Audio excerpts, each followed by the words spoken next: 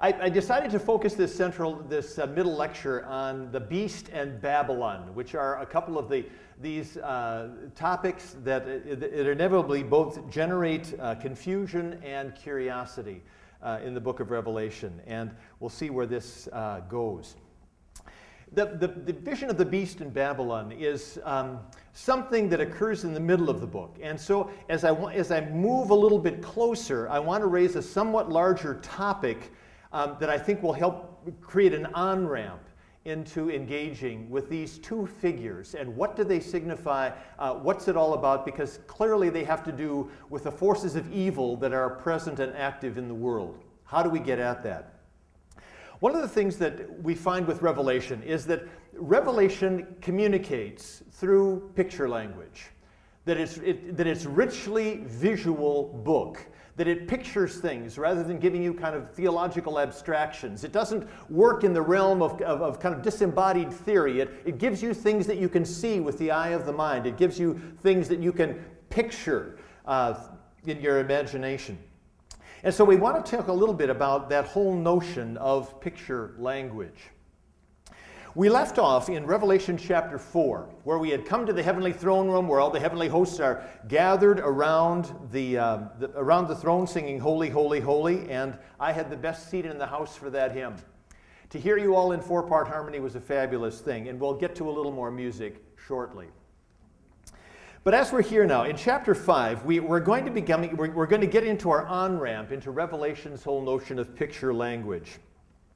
It occurs as John is up there, and they've been singing "Holy, holy, holy" in the heavenly throne room. And then it says in chapter 5, "Then I saw in the right hand of the one seated on the throne a scroll written on the inside and on the back, sealed with 7 seals. And I saw a mighty angel proclaiming with a loud voice, 'Who is worthy to open the scroll and break its seals?' And no one in heaven or on earth or under the earth was able to open the scroll or to look into it." We've got a point now in the book where God is seated on the throne holding a scroll. If God has got a scroll in his hand, it's presumably something important to God, some expression of God's will, something that God has in mind. I mean, this is what God's intentions are.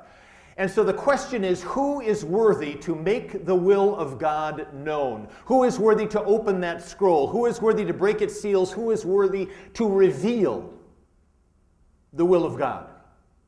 And no one in heaven or on earth or under the earth was found worthy to do so, until one of the elders said to me, "Do not weep. See, the Lion of the tribe of Judah, the root of David, has conquered so that he can open the scroll and its 7 seals."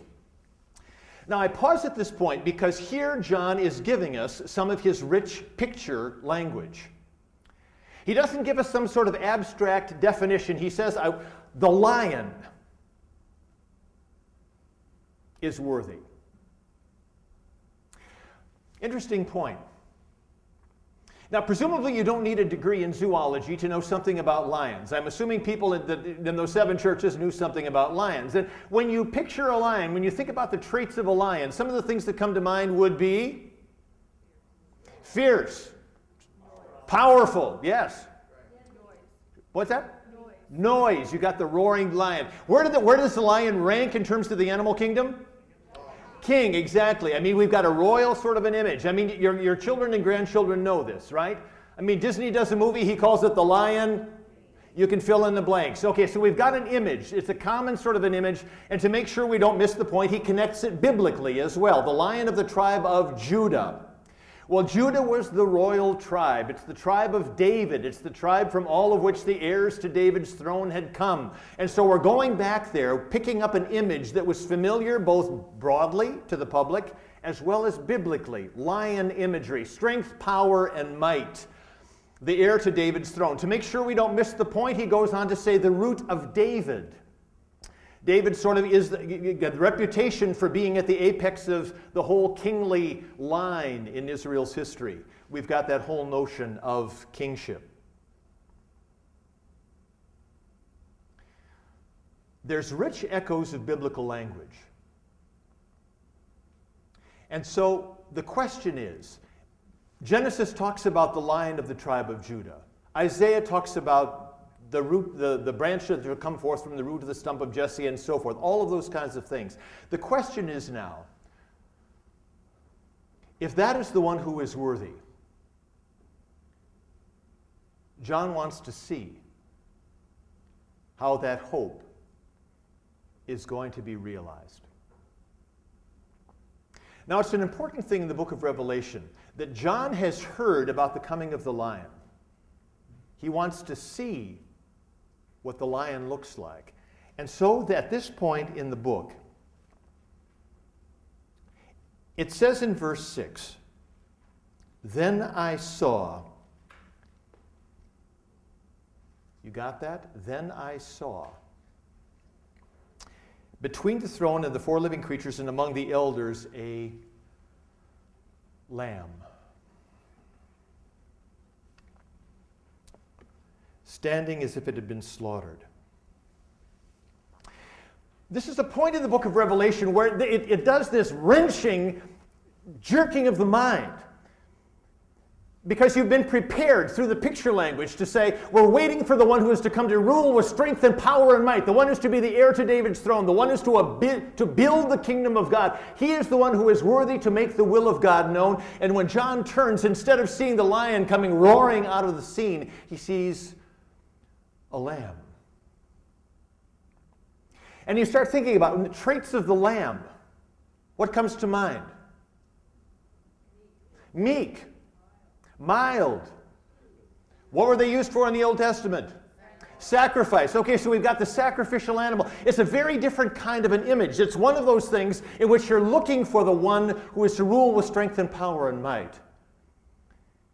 You turn and what you find is a slaughtered and now living lamb. Well, sort of a quick question. Who's he talking about? Jesus. Was that too hard to figure out? The reason I ask the question is because just about every time I give a lecture on Revelation, somebody will come up and explain to me how Revelation was written in secret code so that you could slip it off the island of Patmos underneath the noses of the Roman censors and nobody would be able to figure out what he was talking about. The question is, when you get to picture language like this, after he's named Jesus in chapter 1, verse 1, and has talked about Jesus repeatedly since then, when you get to the lion and the lamb and all that kind of thing, you didn't have a whole bunch of difficulty figuring out that he's talking about who Christ is. If John is writing in code, he's abysmally poor at writing in code.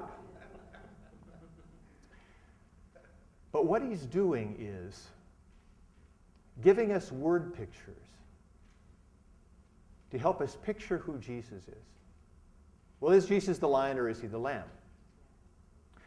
Presumably, yes, both. Is Jesus the one who is to be the heir to David's throne? Is he the one who is to rule with strength and power and might? Yes, he is. And how is the power of God unleashed? How is the power of God exercised? Through the suffering and death of Jesus the Lamb. That's the way in which the power of God is unleashed. That's the way in which the kingdom of God is built. It's through the love that is conveyed through the suffering and death of Jesus. That's the way in which the power of God is exercised. And so as we read along a little bit further in chapter 5, we find that all of these heavenly beings, the four living creatures, the 24 elders, fall down before the Lamb, each holding a harp and golden bowls full of incense, which are the prayers of the saints, and they sing a new song. You are worthy to take the scroll and open its seals, for you were slaughtered, and by your blood you ransomed for God saints from every tribe and language and people and nation. You have made of them a kingdom. There you find it. That what the Lamb is doing is building the kingdom of God, because it is through the love of God, conveyed through the suffering and death of Jesus, that the kingdom of God is built. That's the way the power of God is unleashed. Well, when you realize something like that, this is one of those places in which it captures the imagination. The hymn writers have run away with this lamb image and put it in hymn after hymn. One of the hymns that's sort of based on this, Crown Him with Many Crowns, the Lamb upon His Throne. We see one of these hymns that takes the imagery from Revelation that is being sung, being celebrated in heaven, and enables people in an earthly community to join in that, as we did this morning. So sing with me. Crown him with many crowns, the Lamb upon his throne. Hark how the heavenly anthem drowns all music but its own. Awake my soul and sing of him who died for thee, and hail him as thy matchless King through all eternity. Crown him the Lord above, behold his hands and side, rich wounds yet visible above, in beauty glorified. No angel in the sky can fully bear that sight, but downward bend their burning eyes, and mysteries so bright. And then I heard every creature in heaven and on earth and under the earth and in the sea and all that is in them singing to the one who is seated on the throne and to the Lamb be blessing and honor and glory and might forever and ever. And the four living creatures said, Amen. And the elders, or as Edith would translate it, the Presbyterians. The presbyteroi is what it says in Greek. So the Presbyterians, at least, if not the rest, fell down in worship. I didn't think they were into genuflecting, though. In heaven they will. Okay, beware, forewarned. Well, what's interesting is here we have one of these richly evocative images, and from this point forward to the end of the book of Revelation, Jesus' name will almost never be used. The way in which Jesus is identified from here to the New Jerusalem is as the Lamb. That at the center of Revelation, whenever you run into Christ, it's always the Lamb, the Lamb, the Lamb, the one who shed his blood for you, the one who's laid down his life for you, the one who sacrificed himself for you. That is the one about whom we are speaking. And it's done through this powerful word picture of the lion's power unleashed as lamb. Now we find that when we get to some of these other images, that people get a whole lot more exercise trying to figure out how do they work. So far it hasn't been too difficult to figure out how the word pictures of lion, lamb work in the book of Revelation. But as we get a little bit further into the whole image of Babylon and the beast, this kind of thing, we find that there's a whole lot more speculation, a whole lot more confusion. We'll find, for example, the vision of beast in Babylon. I put up here a woodcut that Martin Luther had done for his German translation of the New Testament, published in 1522. People sometimes have heard that Luther had issues with the book of Revelation, which he did. But he also had Revelation illustrated, and almost nobody knows that. But from the first edition on, it was. And so up there you find the seven-headed beast that you meet in Revelation chapter 13 and then again in Revelation 17, as well as the whore of Babylon riding on top of the beast. And the reason Luther kind of liked this image is he could put the Pope's headgear on top of the whore of Babylon. You don't have to wonder, so what did he think about the papacy at this point in his career? Well, he had done this when he was hiding out in the Wartburg Castle, where he was in hiding because his life was in jeopardy because of his views, and so he didn't have it. There was no love lost with the papacy. But of course, John Calvin also picked this up. So just to sort of make sure the Presbyterians do get on board with this, John Calvin picked up the idea that the Pope was Antichrist, and he affirmed that wholeheartedly as well. He never wrote a commentary on Revelation, but the Antichrist language certainly was something that he did use.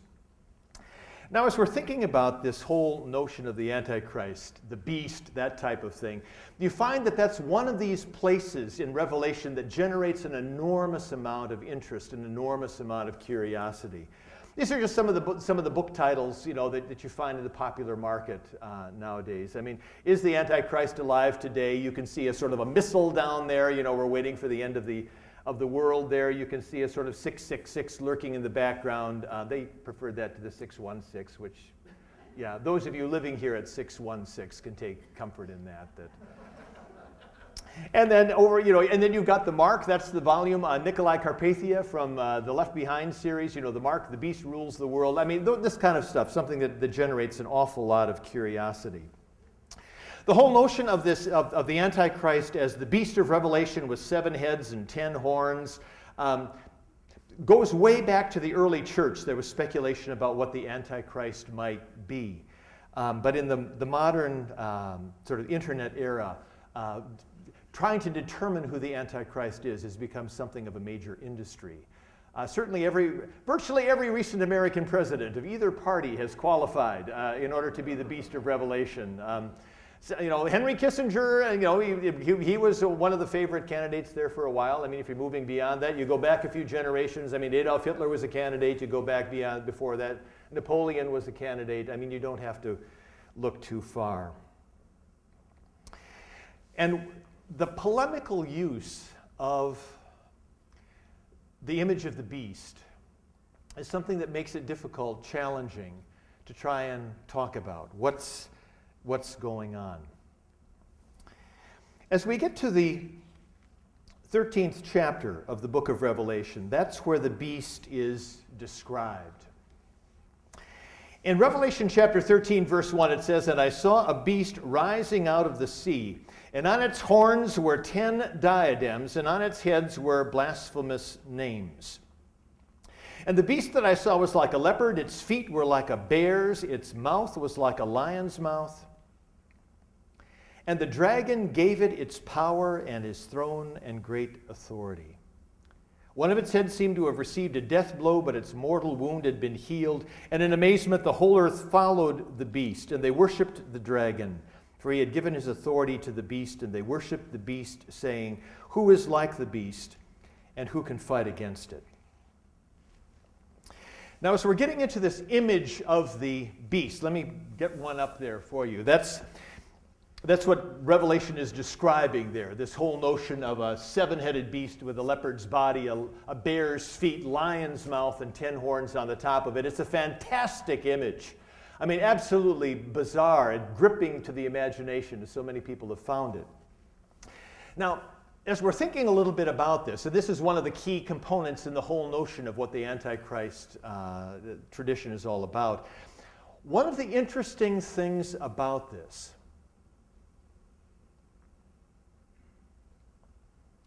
is that everyone,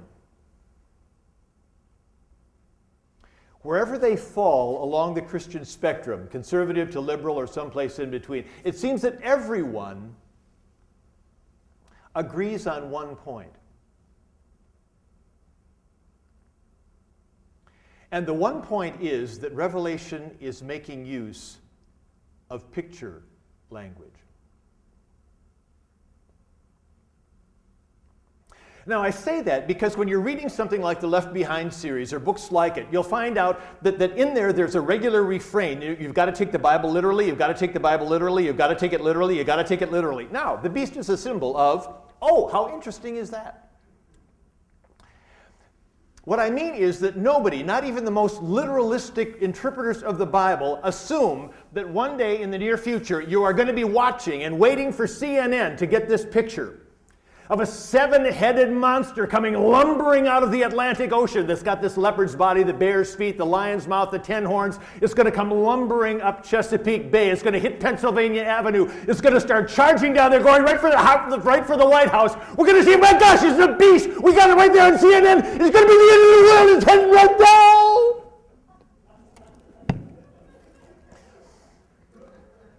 Nobody's waiting for that.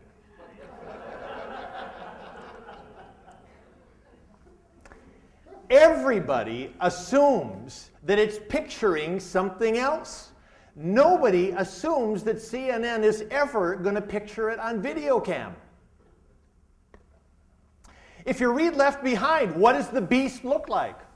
That's what the beast looks like in Left Behind. That's Nikolai Carpathia. He's sort of a suave, Eastern European kind of a guy who manages through political maneuvering to make his way to the top of the pinnacle of global power by manipulating the United Nations and everything else. He's the one who's going to get the computer chip and put it under your skin with the 666 code in it and everything else. But that's what Left Behind pictures. in terms of the Antichrist. Even the most literalistic interpreters assume that Revelation is using picture language. We're all on the same page at that point. The question is, how does the picture language work? How does the picture language work? Now, here's where it's really interesting to start thinking about that question. Because what John is doing in Revelation is he is using picture language not to conceal meaning, but to reveal it. Here's where, if Revelation is writing in secret code, I think it functions abysmally badly as secret code. Just like, I don't think John was saying, hey, Jesus really does have 4 legs and wool, when I'm calling it. No, he's talking about the character of Christ, portraying him as the slaughtered lamb. He's not giving us a visual description, but it's a character of something. He's shaping the way we see who Christ is, what Christ's life, what Christ's death mean. Same thing here. That what John is doing is he's using picture language to shape the way we see things, not to conceal meaning, not to hide it, but to shape the way we see the world in which we live. Now, we're used to this in many forms, even in our own context. And if I can use a 21st century analogy, one of the places where you get picture language being used to deal with very important subjects is in the newspaper. When you go to the editorial page, you'll find people dealing with weighty subjects through the use of pictures. Now, what I've got up there on the screen is a recent political cartoon. It's from the New York Times syndicate. And what you find there is a great big beast in the background, right? And you've got the great big beast in the background. You've got the poor hapless person, positioned right there in the middle. And you can see that, the point of the whole imagery is that you've got this great big monster there identified with money, who is now clutching the voting box, the ballot box in its paws there, and then telling the poor hapless voter, why don't you let me take care of this? You have enough to worry about. I mean, I'm assuming that the person who put this cartoon together was not saying, look outside, and when you see one of these great big monstrous lizards out there, beware and run the other way. What the cartoonist is doing is trying to get you to see something. It's trying to startle you into awareness about a danger that the cartoonist sees in terms of sheer volume of money taking over the democratic process. He's trying to shape the way in which you see some aspect of the world in which you live. That's what Revelation is trying to do as well. To shape the way in which you see something of the world in which you live. Now, with this kind of imagery, there needs to be something in the word picture that resonates with folks, that gives them something that they can identify with, some things that create the center around which the picture can be formed. And what we find here in this word picture, this great big picture of the beast, we'll find that the beast now is becoming the object of worship. We find that the beast represents political authority. It's got a throne, it's got great authority, it's clearly the ruling power. We get down a little bit further. It says that the beast, in verse 7, that the beast was allowed to make war on the saints and to conquer them. It was given authority over every tribe and people and language and nation, and all the inhabitants of the earth will worship it. You've got this sense of the political power, the ruling power, as a conquering power, as an oppressive power. And what John wants to do is to shape the way in which you see that. Something that I found enormously interesting around this question is to take a look at what were some of the images that were familiar to people of John's time. Now up on the screen there, I've got an image that was taken from a place called Aphrodisias, which is just down the way from Laodicea. And it's an image from an imperial temple in the 1st century. It's an image that was in the temple to the emperors, big temple to the emperors of Rome, that was built just down the way from Laodicea at a place called Aphrodisias. Now, in the picture, and this is Roman art, this is Roman self-presentation. It's the way in which they want you to see them. In the picture, you've got the Emperor Augustus, who is standing up there to the left of the screen as you're facing it. He's pictured in the nude, just like one of the gods from Olympus, that you have the deification of human power. You've got the deification of human authority in the person of Augustus. On the other side, you've got the goddess Nike. You remember we talked about that earlier today. Nike, the goddess of victory. And in between, you've got Augustus and Nike holding trophy armor. That Augustus rules because he wins. That Augustus rules because he's capable of subjugating his foes. And at his feet, stripped and in subjugation down below, is a captive. I win, you lose. I rule, you don't. Conquest, invincibility. Those become some of the hallmarks that are designed to evoke a sense of worship and veneration. And that's what you find going on in chapter 13 as people of the world say, who is like the beast and who can fight against it? Invincibility. You can't win. Give up. Venerate. Bow the knee. Another image from the temple at Aphrodisias. This one is Claudius, middle of the 1st century. That's Claudius, again, up in the back. He's the emperor who is subjugating the woman who represents Britain, because that was Claudius's great conquest. Claudius extended Roman rule into Britain. And the poor, hapless, half-undressed woman at the bottom represents the people of Britain.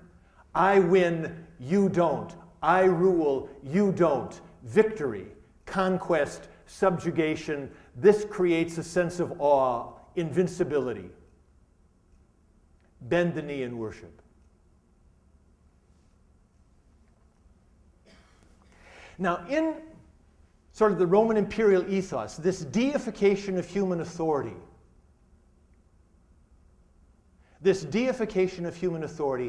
becomes the focus of worship. And for John, worship is not merely a matter of sort of an internal pious feeling. For John, worship is a matter of fundamental commitments, fundamental loyalties. It has to do with what is fundamentally most central in terms of who you identify with, what gives shape and meaning and direction to life. And so to say that the power to conquer, that the power to subjugate is ultimate, for John, that's an absolutely devastating way to center one's life.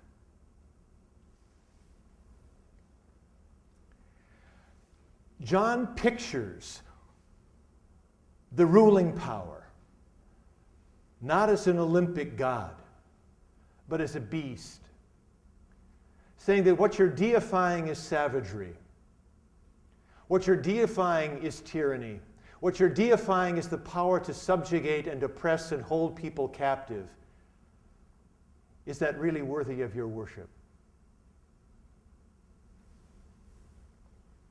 Within the book as a whole, John is positioning the beast and the lamb as mirror opposites of each other, putting both of them forward as two very different exercises of authority, two very different centers of worship. We find that the beast in Revelation is slain and yet lives. It's this evil that will not die. The lamb also has been slain and yet lives. The self-sacrifice that leads to new life. That the beast conquers by its ability to inflict death on others. The Lamb conquers. The Lamb is victorious by his willingness to suffer death on behalf of others.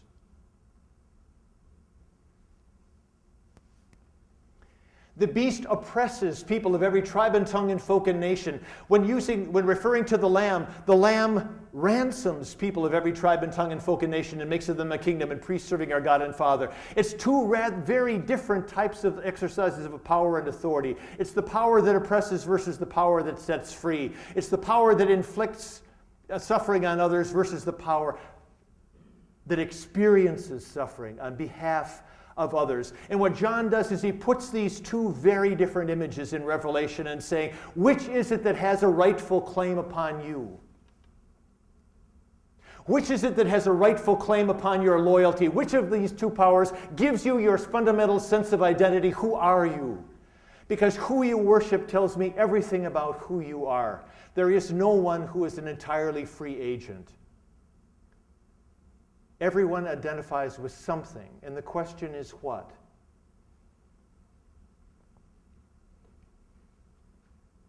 In Revelation, worship is that question. What ultimately has a claim upon who you are?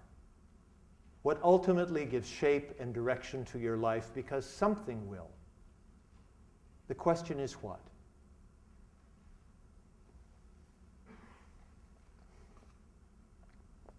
Now, a few chapters later, in Revelation chapter 17, John continues to build on this imagery by introducing us now not only to a beast, but to Babylon, the harlot, who rides upon this great beast. So let's continue now thinking a little bit in terms of how John continues to build on this imagery.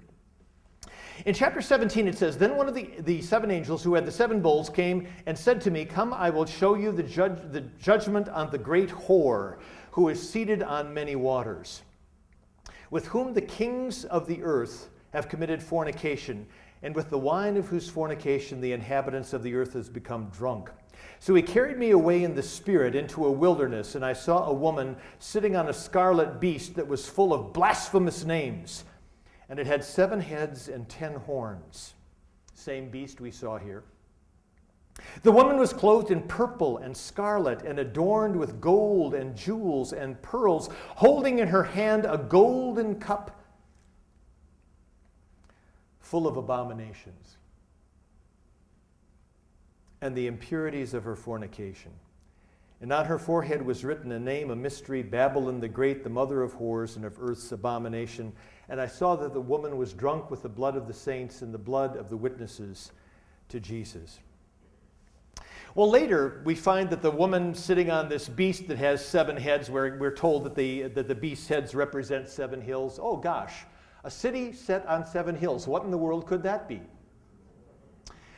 You get the sense that maybe John is using a very poor form of code.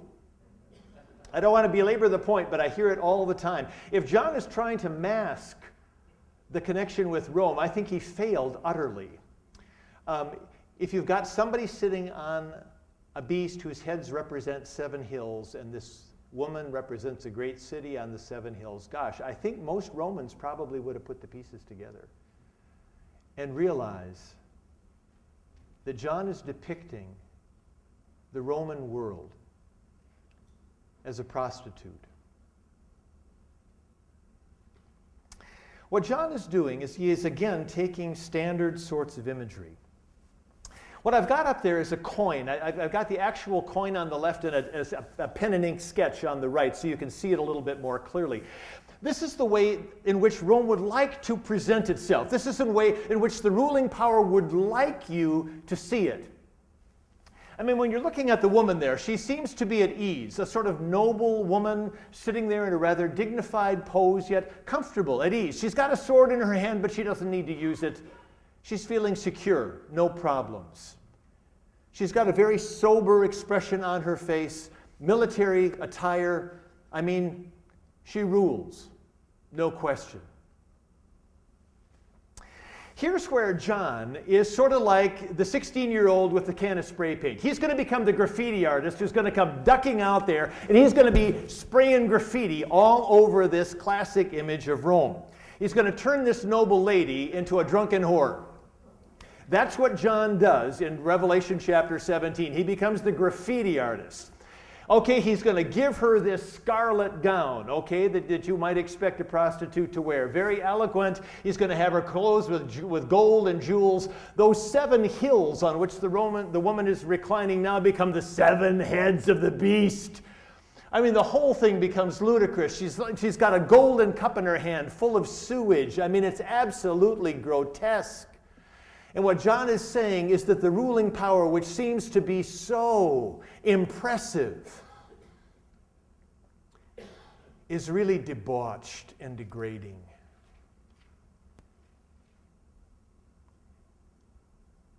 And he uses the image of a prostitute because for him, prostitution comes down to 2 fundamental things: pleasure and profit. And he's saying, you want to know what makes society tick? 2 things: pleasure and profit. And to have a society based on pleasure and profit is ultimately not impressive, but degrading. That's John's picture language, and it's hard-hitting with a lot of edge. Using the image of the prostitute takes the most intimate relationships between 2 people and degrades it into a fee for service. It's a debased form of relationship, and that's the way in which John pictures his society, driven by pleasure and profit. He says it's degrading, not alluring. In chapter 18, he takes us into the world of Babylon as he begins to picture the world of which Babylon is a part. He's going to be picturing this whole great world and giving us a sense of all of the consumption, all of that Babylon would want to engulf, everything that Babylon was driven to consume. It's a society based on its power to consume, its greed, its desire for more and more and more. He's going to picture the merchants of the earth who are going to weep and mourn when Babylon finally falls because no one buys their cargo anymore. And he goes on this whole long list: cargo of gold and silver and jewels and pearls and fine linen and purple and silk and scarlet and all kinds of scarlet wood. He goes on and on and on. I mean, Minneapolis is the home of the Mall of America. We get this in the Midwest. More and more and more and more. On the map up there, you can see this is the way John is picturing the world. It's a world in which everything is reduced to a commodity. I mean, you look at the world, you've got gold and silver. I mean, those were often siphoned in from Spain. That was one of Rome's great things. Rome is at the center, and everything is being drawn in like this great, like the water swirling down a drain. I mean, it all swirls around, all being drawn to the center. You've got the gold and silver that people would want to gold plates if you could afford them, gold silverware if you could afford them, gold ornamentation, same with silver. You've got the iron coming in from Europe. Pliny the Elder, when he wrote his natural history, called iron the metal that is most lethal to mortality. Because the greatest consumers of the iron brought in from Europe was the Roman military, used for weaponry.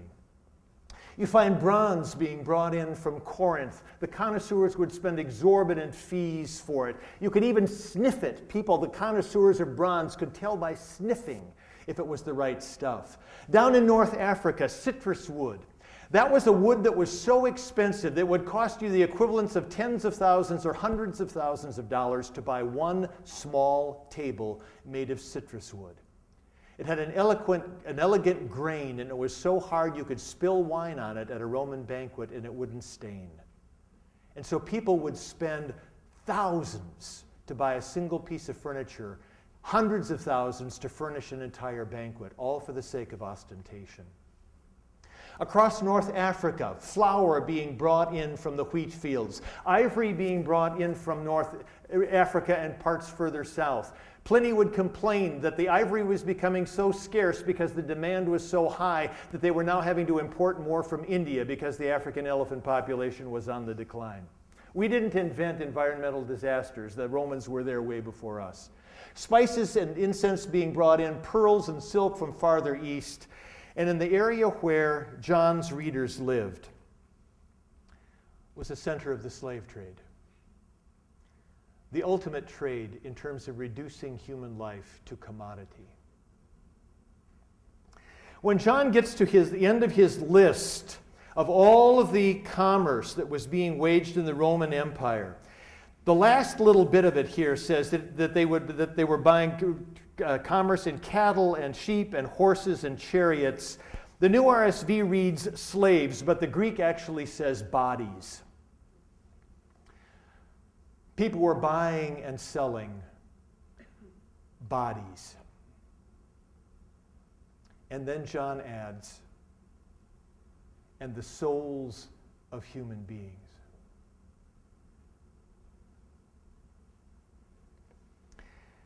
Asia Minor was one of the centers of the slave trade. People from Cappadocia, people from Galatia were being marketed. There were regional centers at Sardis. There was a regional center at Thyatira. There was one of the most major slave exporting places was Ephesus. One of the images that I found that is fascinating in terms of documenting the Roman slave trade is this one. It's a slave trader's tombstone from the period in which Revelation was written. On the slave trader's tombstone, it's got 3 panels, and on the top panel, you find the slave trader himself. He's up there basking, leading the good life. You can see him reclining at a banquet with a table in front of him, that he has made it. He has arrived. Off to the side, off to the right side of the guy there, you can see a horse. Maybe for those of us who grew up on Westerns, a horse was a typical means of transport, not in the Roman world. This was a Porsche. This was a Mercedes. This was a Rolls. To have a horse. That's the way he pictures himself. Off to the left side of the screen, you find this little tiny person. The little people who wait on him. It's an image of somebody who's arrived.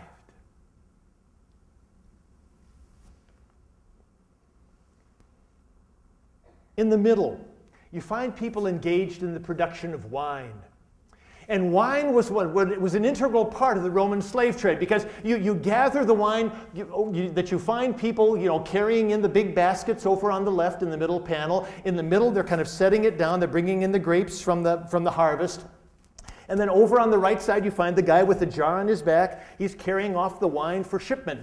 Because wine, you could get a lot of bang for the buck. I mean, you get a good wine. You could transport it easily to the places where you'd buy the slaves. You'd trade the wine, buy the slaves. And at the bottom, you find a whole long line of people with bonds around their necks. And in the front is the slave trader, marching them off to market. There are men, 1, 2, 3, 4, 5, 6, 7, 8 men, bound by the neck. Then 2 women at the far left, and by the 2 women are 2 children, all being marched off. And in the picture you can see that the wealth of the one rests on the agony of the many, and that's the world as John sees it. He's seeing this is the world to which people are being duped into aspiring, into the world in which the wealth of the one rests on the agony of the many, in which people are being reduced to commodities. And you're not just buying and selling bodies, you're buying and selling human souls. And what happens in Revelation chapter 17 and 18 is that we find a picture of the beast turning against Babylon and destroying it. that the violence and brutality on which society rested finally becomes that society's own undoing. That society's desire to consume, to consume, to consume, to consume finally leads to that society being consumed. That in the image there taken from the imperial temple, we find the brutality, the ability to conquer others, finally becoming the story of Rome's own undoing. John pictures a society falling prey to its own most destructive tendencies. And in Revelation, that's the way in which the judgment of God falls. When what goes around comes around, brutality turns against its perpetrators, who suffer what they have meted out on others.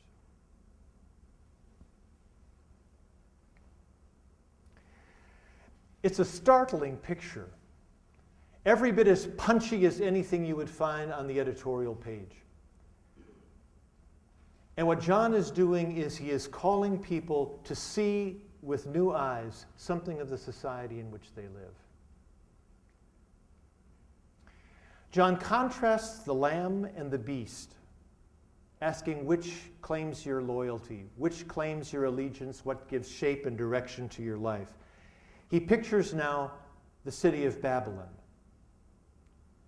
the city built on brutality, the city in which everything is degraded into a fee for service, the city in which even human life is reduced to mere commodity. And in what follows, John says, but I also want to give you another vision. A vision of New Jerusalem, the bride.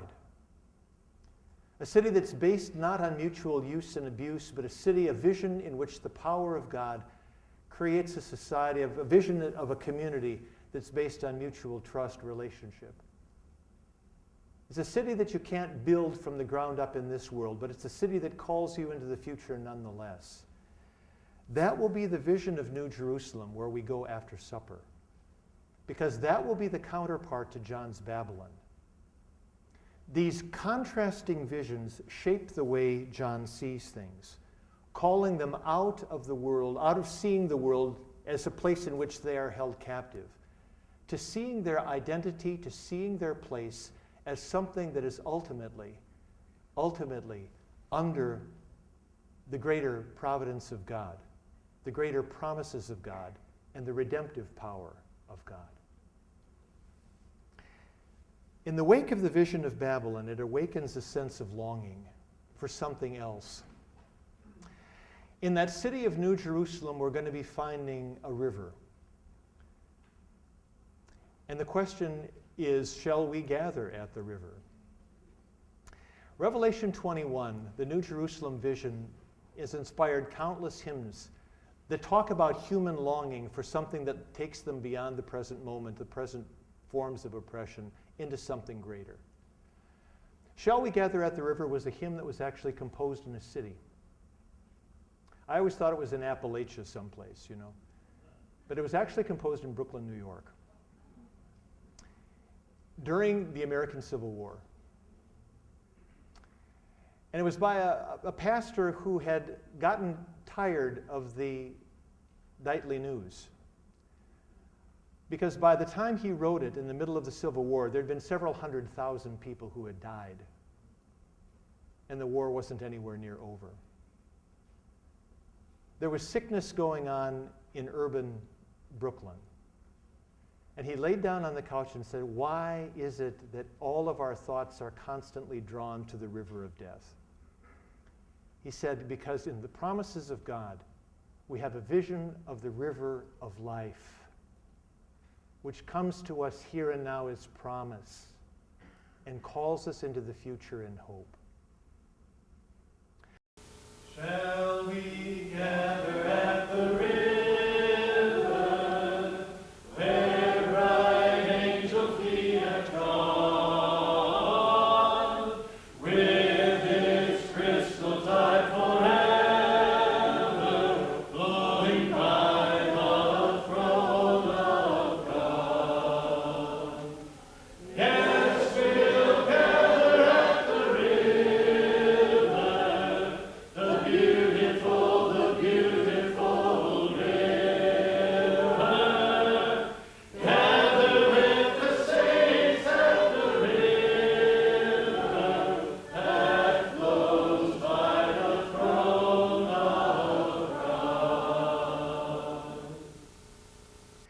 Thanks for being here. I said I'd take time for a few questions. Jim, have we got a few minutes? We've got a few minutes for a few questions. So if there are things that you want to ask, please do. I think when it comes to satire has a kind of a scale in which the essence of satire is to make something that's noble look absurd. I mean, like in the biblical prophets, you find elements of satire, where the prophet Isaiah will take idolatry and he'll talk about an idolater, going out, cutting down a tree, cutting up half of it, cooking his supper over half of it and making a god out of the other half, and you just kind of roll your eyes and think, oh my gosh. And here's where it's not so much a funny kind of yuck, it's saying, oh my gosh, here we've got this sort of this impression that, the ruling power really rules by virtue and nobility, and oh my gosh, she's more like a drunken horse sitting on a seven-headed monster. I mean, it's like, oh my gosh, it's more of the eye-rolling kind of thing. So it's not so funny in that way, it's more the kind of biting, making what in the eyes of many would seem noble look absolutely ludicrous, that how could you be taken in by this? So that's the element of satire. It has more edge to it than humor does, and often has a real biting quality. Well, I think when it comes to sort of the rhetorical force of using the picture language, I think that clearly that there are certain points, that in terms of, a code in the most rigorous sort of a sense is where this equals this. I mean, you might have map makers will use symbols. This equals a school. This equals a church. And here's the key down in the it's a one-to-one correlation. Codes, you've got to have this equals A, this equals B, or whatever it is. With this kind of evocative imagery, it's something in which we can tell that Rome is connected here with the beast. But there's a whole host of other baggage that comes along with beast imagery. I mean, savagery, predatory, kind of wild, destructive. I mean, it isn't all spelled out. There's kind of that evocative quality that hits you. That the imagery, it works at the level of cognition, it works at the level in which you think, but it also hits you that there's kind of a visceral reaction. Beast, ooh. Something that kind of sets you back like that. Just like there is with a slaughtered lamb. I mean, we feel it when we sing it. I mean, there's something about it. Okay, we get Jesus is lamb. I can sort of analyze that in terms of doctrine of the atonement or something, I suppose. But there's something also that hits me at the level of affect. There's something about lamb that I can try to define, but it doesn't fully translate into kind of abstract or theoretical categories. So I think that's a lot of the power of symbol. I mean, you find in use of language of symbol more broadly. I mean, you think about the symbol of a cross. It conveys something that people can't fully articulate about what that means to them. Or in terms of the American flag, oh my gosh. I mean, there's all kinds of stuff that evokes in people, whether it's positive or negative, that it's hard to articulate into words because it works at the level of thought but also of affect. And so I think when John is using this vivid kind of picture language, it's one of these things that engages you as a listener or reader at more than one level. It kind of fixes itself in memory and engages both head and heart at the same time in an act of revulsion against the forces that John wants you to be appalled by, as well as attracting you to the self-sacrificing elements of the Lamb and the God who he represents.